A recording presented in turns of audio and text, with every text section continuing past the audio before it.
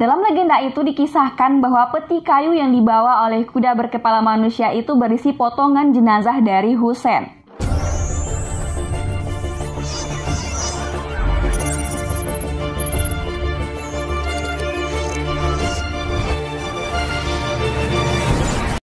Hai, assalamualaikum warahmatullahi wabarakatuh. Kembali lagi bersama saya Riana. Gimana kabar kalian? Semoga selalu dalam keadaan sehat dan selalu merindukan cerita-cerita saya setiap minggu. Nah, pada kesempatan kali ini kita akan bercerita tentang tablik dari Pariaman.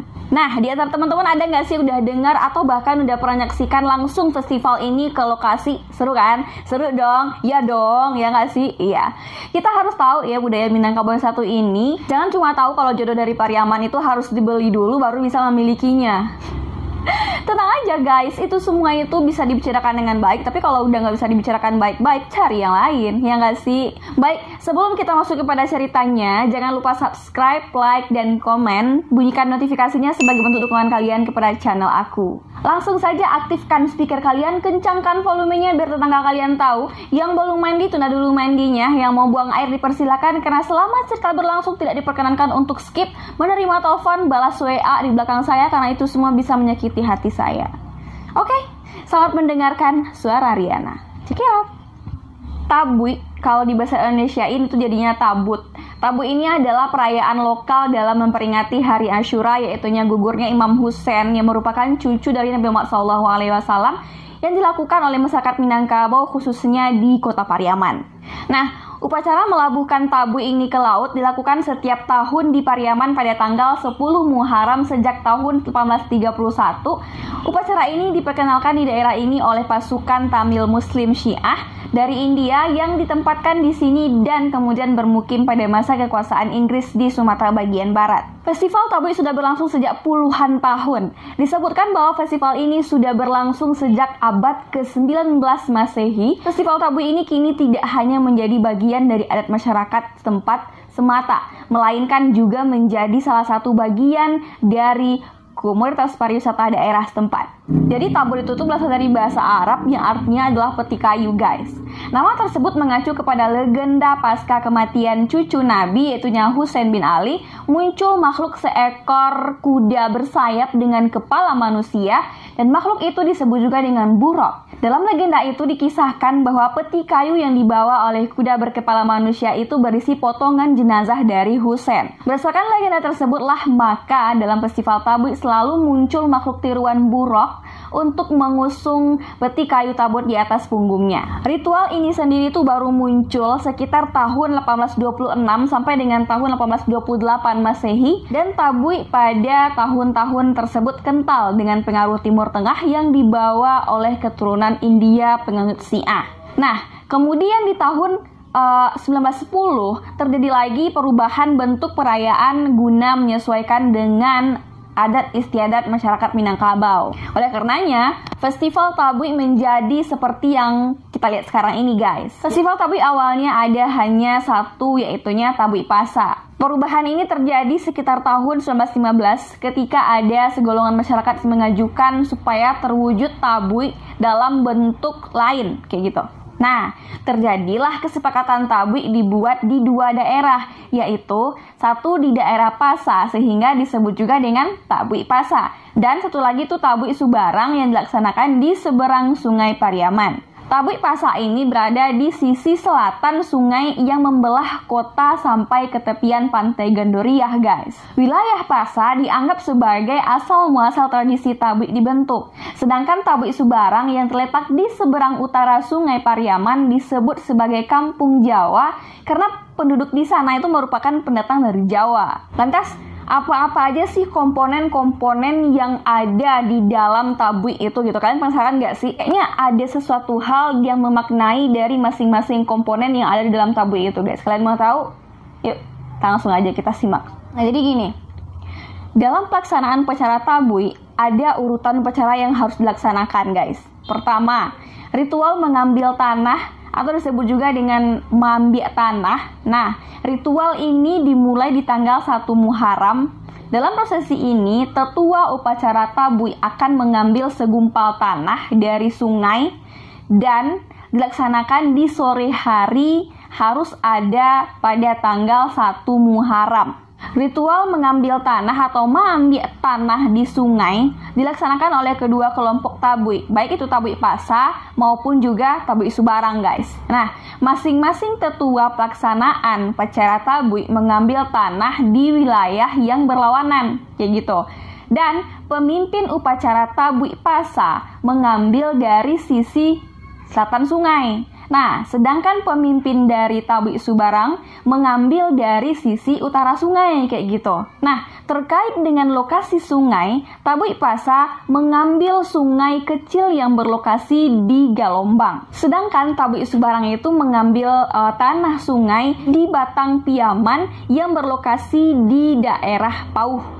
Pengambilan tanah dilakukan oleh pemimpin upacara yang disebut juga dengan Tuwo Tabui. Dan dia adalah seorang laki-laki yang mengenakan jubah putih, dan jubah warna putih dipilih sebagai lambang kejujuran dan kesucian Husein. Dan waktu pengambilan tanah di sungai ialah sebelum sholat maghrib. Kemudian tanah dimasukkan dalam daraga. Nah, daraga itu adalah sebuah tempat yang dilingkari oleh pagar bambu, dan pagar tersebut berbentuk segi empat dengan luas lebih kurang 5 meter.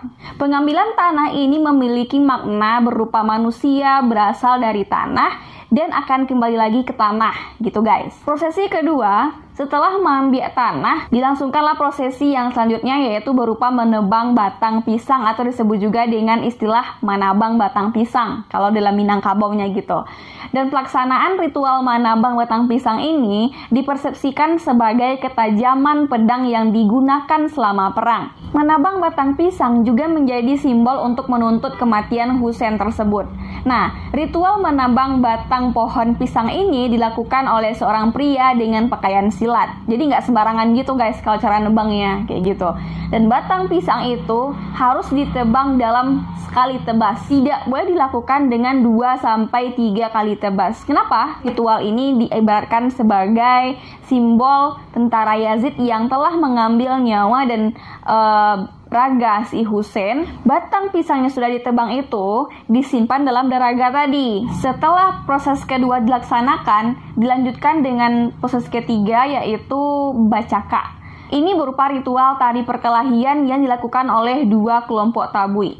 Ritual ini sebagai representasi dua kelompok yang saling berperang. Nah, upacara ini akan diiringi oleh gendang tasa, dan tarian perkelahian ini merupakan simbol perang yang terjadi di Karbala, guys, tempat di mana Husein terbunuh.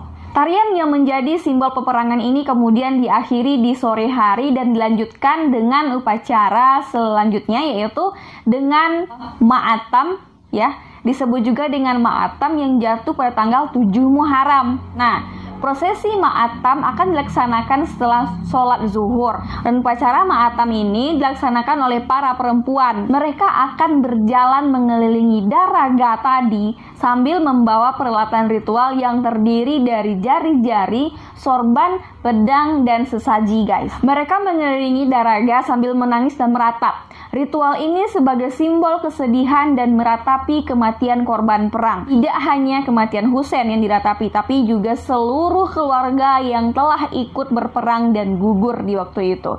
Di samping itu, pada tanggal 7 Muharram dilaksanakan upacara Ma'arak jari-jari, dan upacara itu disebut juga dengan Ma'arak Panja. Upacara ini berupa tiruan jari-jari tangan yang menjadi simbol tubuh dan jari-jari tangan Husein serta pejuang lain yang tercincang waktu perang Karbala. Upacara ini akan diiringi dengan hoyak tabui lenong dan diiringi dengan bunyi gendang tasa. Hoyak tabui lenong sendiri merupakan tabui berukuran kecil yang diletakkan di atas kepala para laki-laki. Dan setelah upacara ini selesai, akan dilaksanakan upacara Ma'arak Saroban. Saroban itu kalau bahasa Indonesianya sorban, guys. Jadi Ma'arak itu tuh kayak apa ya, membawa sorban gitu, membawa sorban yang diadakan di petang hari pada tanggal 8 Muharram. Ritual ini merupakan momen di mana para pelaksana upacara akan menginformasikan kepada masyarakat kalau Husein sudah terbunuh dalam perang Karbala. Upacara ini juga diiringi dengan miniatur tabui lenong dan diiringi dengan gemuruh bunyi gendang tasa. Selanjutnya hampir memasuki prosesi terakhir, di mana pelaksana upacara melaksanakan ritual tabui naik pangkat yang dilaksanakan pada dini hari tanggal 10 Muharram. Inilah prosesi akhir yang sering kita lihat, di mana masyarakat itu mengarak tabui di tanggal 10 Muharram itu, guys. Upacara ini dilaksanakan menjelang fajar, di mana ada dua bagian tabui yang sudah dibangun mulai disatukan kembali menjadi tabui utuh kayak gitu. Dan acara ini disebut juga dengan tabui naik pangkat. Kenapa? Karena tabui yang sudah disatukan kemudian diusung ke jalan untuk dibawa ke pantai kayak gitu. Tapi sebelum itu akan ada pesta hoyak tabui yang dilaksanakan tepat ketika matahari terbit di tanggal 10 Muharram itu.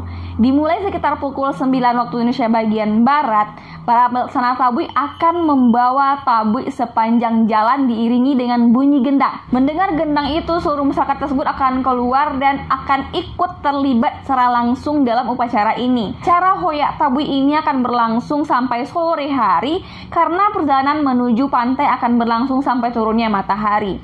Tepat saat itulah akan terjadi prosesi upacara tabui dibuang ke laut.